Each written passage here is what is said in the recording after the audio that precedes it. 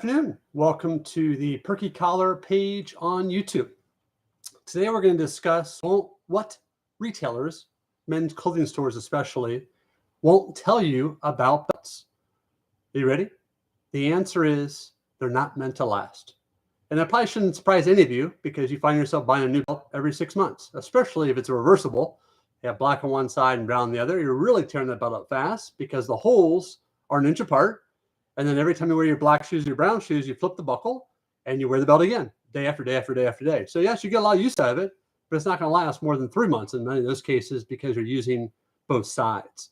So what's the problem with the whole belt? What's the problem with belts in general? We've used them forever. Our grandpas, our fathers, our great-grandfathers, they all wore belts. So why am I telling you now in 2025 that belts aren't going to last very long? Why won't stores tell you the truth? Well, the answer is because they want to sell another belt to you. So the truth is holeless belts are a much better system because they can adjust a 1/4 inch up and down instead of being forced to go up an inch or down an inch. So it's not that holeless belts are that amazing. It's the fact that a whole belt only allows you to adjust an inch at a time. That's the problem with whole belts. It just happens to be they don't make 1/4 inch or 1/2 inch belts with holes. And that's the real issue. So over 20 years ago, this holeless belt concept came out, but it was still very hush-hush. The stores didn't want you to know about it.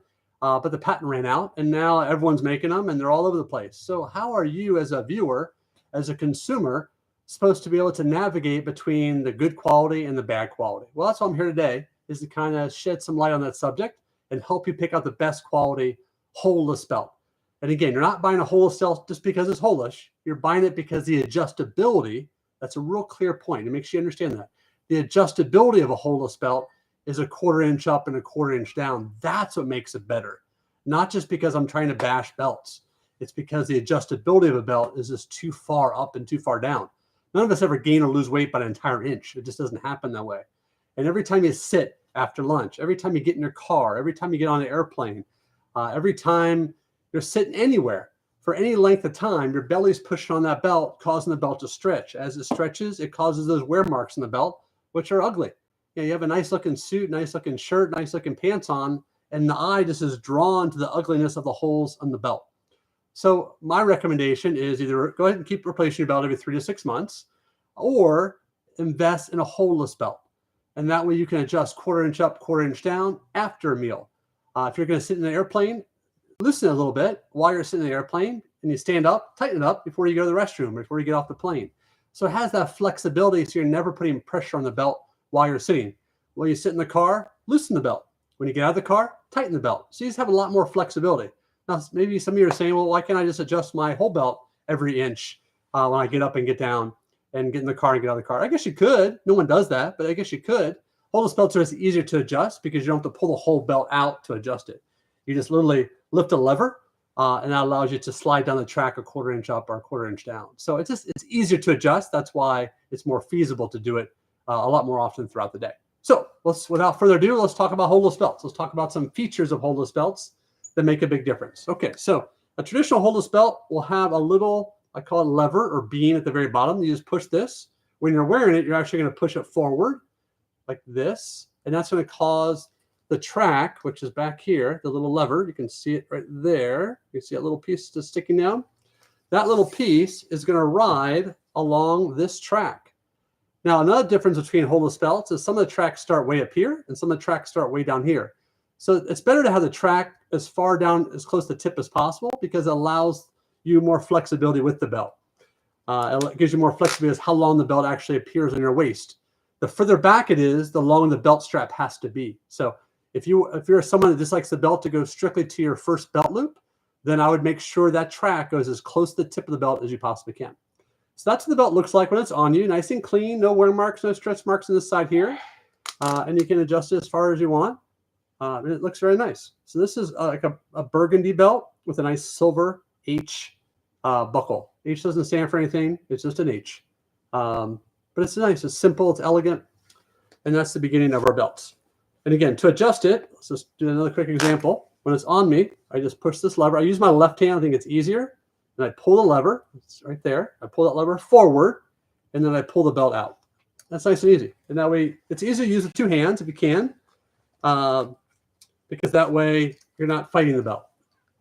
All right, so let me go through some other shades of maroon and red, and also show you some of the buckles. The other thing that's nice about these belts, these are all cowhide leather, which is a step better than genuine leather. Lowest tier is going to be non-leather, like your polyurethane, or also called PU. And then you have genuine leather, which is, again, very low on the totem pole, but we think of the word genuine as being a quality. It's not quality. It's just one step better than non-leather. And then you have cowhide leather, which is a smaller amount on the cow as cowhide, but it's a much better, thicker material. So it'll last longer. It's more durable as well. And obviously you have your other types of leather as well, but another different materials, like you can have Italian leather and things like that. But as far as cowhide leather is going to be your top tier of cow leather. So that's another maroon belt. This is more of a pewter buckle. Again, very simple, very elegant. And again, to take it off, you just move that lever. All right, next up, we'll get into some reds. This is a cranberry. So some of you might be watching and saying, oh my gosh, I would never wear a maroon belt. Or oh my gosh, I would never wear a red belt. You do you. There's no right or wrong. It's just an accent. You know, you don't necessarily have to have red shoes or have to have ox blood or maroon shoes, but I think it's nice. It's a nice touch. It's just another way to stand out a little bit. You know, bring out maybe a pinstripe in your shirt, a pinstripe in your jacket, a color in your shirt. And the buckle is just a nice compliment. I think if you're wearing a gold watch, it's nice to have a gold buckle. If your watch is silver, it's nice to have a silver buckle. If you tend to wear silver necklaces or earrings or bracelets, it's nice for all the metal to match. So I tend to wear more silver than gold, but that's just me. You do you. Like I said, there's no right or wrong. If you can have the belt match the shoes, traditionally black and brown, that's how it works. But I think if you're going to a accent color, you have a little more flexibility, especially if you can't find the color shoes that match the belt, which again, when you go bright colors, depending on where you are in the United States, Miami, you probably have a lot of shoe stores that carry all kinds of colors. As you go through the Southeast, you're going to start having less and less options. It's a more conservative part of the country. But black and brown is easy to find, especially if you're a big and tall guy. You're lucky to find anything beyond black and brown. So these belts come in 38, 42, and 44. Some 40s, but it's a little less common. And I do have some big and tall options. I don't have every color in big and tall, but those go up to 56 inches. When you pick out a belt, make sure it's always 3 to 4 inches over your actual waist because they're all trimmed to fit. This is the red option, by the way. When I say trim to fit, it means you just pull back this lever and you remove the buckle. And then you trim it based on what you want to come off. If it's too long, it's past the belt loop by too much, you don't cut the finished end. That should be obvious. Instead, cut the buckle end, and that way you don't notice it was cut, and it's still a nice finished look. And that's how it looks once it's cut and trimmed, nice and clean. All right, so those are all the red and all the burgundy belt options. Let's get into purple. This is like a more of a purplish pink. Again, nice silver buckle. Let's show you what it looks like when you put it through the buckle. And those are just tuning in. Today we're talking about what retail stores won't tell you about belts. And that's because they want to sell you a new belt every 6 months. And the bigger you are, the bigger your waist, the faster you go through belts. Not picking on anybody, just stating a fact. Because again, you have more belly pushing against the belt, therefore the belt tears up faster. So if you're buying for your husband or your brother or a boyfriend or whoever it may be, just know that buying him a holeless belt will last a lot longer the bigger his waist is. Now, some of you may say, well, I'm in the process of losing weight. It's January. One of my New Year's resolutions to lose weight. That's fine. You just trim off more. You just can't put it back on. That's the biggest key. Once you trim it, just like any other belt, you can't make it bigger, but you can make it smaller. So if you're in the process of losing the weight and going to the gym and doing your best to eat right in 2025, fear not, get the belt for what he is right now, and then you can always trim it as he loses weight. The key is, and hopefully the belt becomes a motivator, not to gain it back. And here's a nice purple belt as well. All my Omega Sci-Fi people love this belt. It's hard to find a purple belt, as you can imagine. And the gold buckle is really pretty as well. All right, let's get into some black and some brown. Here's a very traditional belt, one of my most popular belts, because again, black is easy because it's black. You don't have to worry about the shades of brown. We'll get into browns in a second. But this is actually an alligator embossed belt. It's got the single humpback. It's not a true alligator belt. Understand, if it's not $400 to $600, it's not real alligator. These belts are all $75, even the ones that are textured. Again, if you have alligator embossed shoes or you have alligator boots and you want a belt to match, this is a way to do it without spending $400 to $600. My focus is make it affordable and make it high quality. That's my main focus. I'm not trying to impress anybody. I just like to have nice looking things without having to break the bank. This is just a simple black smooth belt, by far #1 seller. Black shoes are most common. But at the same time, it's nice to have options outside the black if you want to do something that's an accent. All right, now we're going to get into brown belts. We'll start with the darkest and then go to the lightest. So here's a chocolate brown smooth belt. And it's got a nice gold buckle on it. That's really pretty. And chocolate brown's a beautiful color, especially wearing a blue suit, tan suit. Chocolate brown is always a great accent color. And then we have an alligator embossed version of that same dark brown. This one actually has a black buckle instead. And this one's the alligator embossed also. You can see it's got some real dark sections. This is alligator embossed as well. Another single hump. And now you have a black buckle. We haven't seen one of those yet. Just a little subtle silver in the middle. Again, the beautiful thing about all these belts, #1 is that they're trimmed to fit. And #2 is that you can exchange the buckle. So if you like a certain color belt I've shown you, but you're not crazy about the buckle, fear not, we can always switch the buckle out. Here's kind of a darker cognac. Again, I love the buckle on this, pewter. Very simple, very subtle. And it's got the texture without the single hump. So it's texture without being bumpy, so to speak. All right, we keep getting lighter with the brown. This is more of a cognac. It's a brighter orange belt. Again, some shoes have a nice bright color, nice finish. I like the buckle on this too. You can see the texture, the pattern that's on the buckle, which is really nice. And again, if you have shoes that have this beautiful texture, again, this one's got that single hump on it. One thing that is tricky about some of these single hump belts that you should be aware of is that if you get a size that's just barely big enough, kind of depends on where that hump falls, the buckle may not fit back on the belt. So you do have to be aware of that. Trimming too much or not being able to trim at all sometimes does happen on the alligator single hump, because again, if it's not smooth, it can't fit back on the buckle. This is a little bit lighter brown again. Again, nice silver buckle. The smooth belt's no issue. It's consistent throughout. So again, if I'm a 34 waist, I'm buying a 38-inch belt. But based on where the hump is located, it may affect how much you can trim it. You may want to trim off a whole inch, but because of the hump, you may only be able to trim off 3/4 of an inch. So it's just something to be aware of. Most time it's avoidable and you can work with it, but it's just something to keep in mind when you're selecting the textured belt. It's a nice cognac and with a nice pewter buckle. All right, we got 2 more left in the brown family. This is a little brighter cognac. Here, again, silver buckle, not quite as bright, a little softer silver. So that brown's very popular. Cognac's a very popular color for a shoe. The challenging part I have about cognac shoes is that it's hard to keep it that same color. I found that as time goes on, it loses its beauty and it gets darker and more faded out. And here's just a nice tan belt. And you need to have those camel hair jackets or camel hair hats. I like to wear camel colored belt and shoes go with the hat. I think it's just nice to sprinkle the accent colors. That's a gold buckle as well. All right, so those are all my tans and browns. Now let's take a look at some other colors. Let's go to white. Obviously got the spring approaching. So white's always a popular color for a belt with your white tennis shoes or with a white pair of dress shoes with a nice silver buckle. Again, this is back to the single hump alligator embossed. You can see that. So I can get the light to shine just right. There we go. Now you can see it better.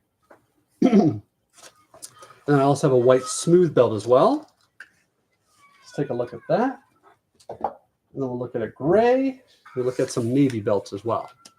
But again, keep in mind, this may be bold for some of you. It's outside your comfort zone a little bit, but it's a nice accent. Again, different color belts are meant to be an accent for your wardrobe. So maybe you're wearing all black and you have a hat that has a white band on it. You know what? Wear a white belt. It'll definitely tie in with the white band on your hat, and throw on some white shoes. Then you have a black and white theme versus all black. And again, you can pick the buckle to coordinate with your watch, coordinate with a necklace, coordinate with earrings, coordinate with a necklace. You have lots of options. And when you put it all together, people will be impressed. When you walk in the room, people are like, wow, I love how well everything's put together. Everything flows. All the metals match, and the accents work really nicely together. And here's a charcoal gray. It's a great color.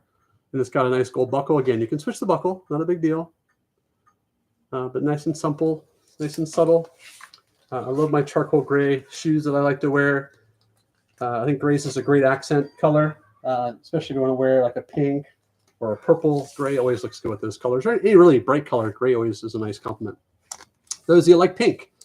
Pink's a great color with blue. Pink's a great color with black. It's a great color with gray. And you can see with this silver buckle, the pink and gray just look really nice together. And again, maybe you have a little gray, maybe a little bit of pink in your jacket or your shirt, or you're wearing all black or you're wearing all gray and just want a little pop of color. You're trying to coordinate with your wife or a girlfriend or an event, or maybe going to prom or homecoming or a Sadie's dance, and you're just trying to tie in your date's dress. Just having an accent color belt that matches her could be a cool way. Maybe you don't feel like wearing a bow tie. Maybe you don't feel like wearing a pocket square, and the belt becomes the way to tie in her outfit with you. So it's creative, it's different, not for everybody, but it's definitely a fun way, something to think about as you're trying to coordinate with your next event. This is a really pretty blue. It's a navy with, again, the alligator embossed single hump. Buckle's nice black, very subtle, especially if you're wearing a black suit. I'm not personally a big fan of mixing black with navy, but if it already works together, like the jacket I'm wearing now, it's got navy and black. So in this case, that belt would work. But in most cases, I don't go out of my way to mix navy and black. But if it's in a pattern of a jacket or of a shirt, it then works. I like to mix navy with tan and navy with white a lot more. That's just me. Again, you do you. No right or wrong. This nice silver with the navy. And again, that silver is a nice little pop on the navy. Actually, this one's denim, which is just a touch bit lighter than a navy. Navy in general is a pretty dark blue. So that's just a touch lighter than the navy. So you can see the navy is even darker than my jacket. My jacket's more of a denim blue. But again, the silver contrast on that dark navy is nice. If you ever pick out a true navy blazer, it is dark. Like from across the room, it'll look black. So keep that in mind anytime you're trying to match a navy belt with navy shoes. It's not as easy as you think it's going to be because there's lots of shades of navy. This belt is actually more of a royal blue. For some reason, in the lighting, it has an even lighter shade of that. But it truly is a royal blue, like a cobalt blue. It's probably the best shade. It really, truly is. But for some reason, the light hits it. It makes it look on film, on camera, to be a lighter shade than it really is. Not sure why that is, but it is. Here's a Carolina blue. This also looks great with grays. Looks great with black. Looks great with white. Obviously, in North Carolina, Carolina blue is always a popular color with the Tar Heels being in the state. But silver and Carolina blue are always a wonderful match. So hopefully today I did just help you understand, how belts have evolved and changed, but also gave you some color combination ideas as well. Here's a hunter green. I have a couple hunter green options. This one's kind of between olive and hunter, but it is a darker green.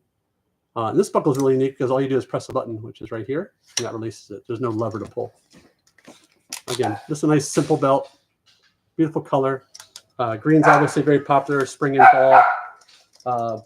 So it's always nice to add a hunter green belt to the arsenal. This is actually even darker, so I'd say this is a true hunter green. The one I just showed you is kind of between hunter green and olive. But again, I think with the silver, it's in the contrast of the lightness versus the darkness, it looks really nice. That's a silver buckle on a hunter green belt. And the last green belt I have is more of a Kelly green. Excuse my dogs in the background. Kids coming home from school and dogs get excited. All right, there's a nice Kelly green. That's your true green. Again, brighter, a little more bold, but it's fun. Again, if you have a little green in your jacket or your shirt or your outfit, why not throw a green belt on there? And I know it's going to be hard to find green shoes unless you live in Miami or maybe certain parts of the Southeast that have a little bit more fun in the colors. It's going to be tough to find green shoes. So you can rock that green. Let's see, let me show this one. You can rock that green belt even if you don't have green shoes. Just as a nice accent. All right, next up I have pink. This is a hot pink. which again is very popular for homecomings and proms. Again, if you're having a hard time finding a pink bow tie or just want to do something simple, a lot of guys wear all black for homecoming and prom. This could be a way to tie in your girlfriend or your date's color into your outfit, and they'll definitely pop on an all black or all gray outfit. And again, that silver buckle is beautiful. All right, and then I have 2 more to show you, and then we'll wrap this up. I appreciate you tuning in and learning about holeless belts, learning about why belts are meant to fail. And the question is, why do we keep selling them? Well, it's because, again, the retailers want to make more money and want to know that you'll be back in 6 months when your belt fails, especially if they sold you a belt that's 2-sided, one side black, one side brown. They know for sure you'll be back within 3 to 6 months. If you're a big and tall guy, you'll be back even faster because you're tearing that belt up every time you sit down, every time you eat. This is a nice canary yellow. Again, looks great on black and silver and white. It's just a nice, bright pop of color. And the last one is a little bit softer yellow, a little lighter. Again, some people have those, their dates are wearing a light yellow, not super bright, just a real soft yellow. This is a great belt to match that. It's a little brighter than the screen shows, but it's still very, very subtle shade of yellow. And that's it. Those are all my belt colors. Hopefully, again, the information I share with you is helpful. Again, the topic today is why belts are meant to fail. It's because they adjust an inch up or an inch down based on the holes. So what makes a holeless belt much more attractive is you can adjust a 1/4 inch up and a 1/4 inch down, which is a fraction of what you could do with a regular belt. It's not that whole belts are bad. It's just the adjustability of a whole belt is bad.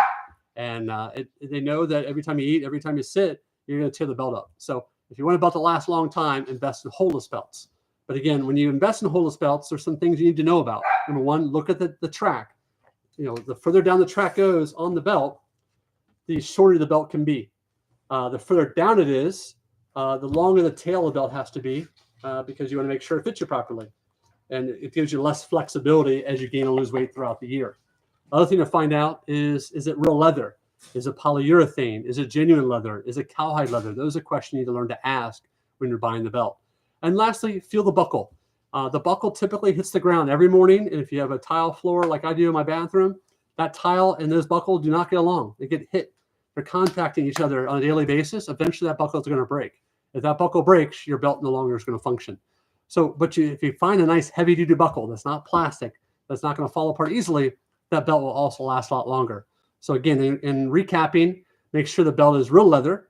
Make sure the track is as close to the tip of the belt as you possibly can. And make sure that the buckle is nice and heavy. So those are all things you really want to look at before you purchase a belt.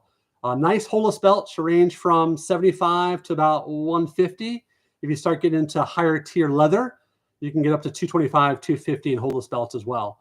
I have some Italian calfskin belts that are $225, which is a very reasonable price for Italian calfskin. I have some bison leather belts that are $225 as well. So again, depending on the material of the belt will determine greatly the cost of the belt. Just like I mentioned earlier, ostrich and some of your alligator and crocodile and other type of material belts are going to be more expensive, and they still have holes. So it's still going to tear up. What they're banking on is you're not going to wear it often, so it won't tear up as often.